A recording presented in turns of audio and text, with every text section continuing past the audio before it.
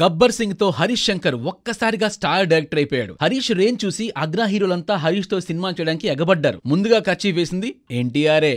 కనీసం కథ కూడా వినకుండా రామయ్య వస్తావే సినిమాని ఓకే చేశాడు ఎన్టీఆర్. అదెంత పెద్ద తప్పో ఆ తర్వాతే అర్థమైంది. ఆ సినిమా కాస్త డిజాస్టర్ అవడంతో అటు ఎన్టీఆర్ కెరీర్, ఇటు దర్శకుడిగా హరీష్ శంకర్ కెరీర్ కూడా సందిగ్ధంలో పడ్డాయి. ఎన్టీఆర్ కోలుకున్నా హరీష్ మాత్రం కోలుకోలేకపోయాడు. మరో సినిమా మొదలు పెట్టడానికి దాదాపుగా 2 ఏళ్ల సమయం తీసుకున్నాడు. ఇప్పుడు సాయి ధరమ్ తేజ్ తో సుబ్రహ్మణ్యం ఫర్ సేల్ చిత్రాన్ని తెరకెక్కిస్తున్నాడు హరీష్.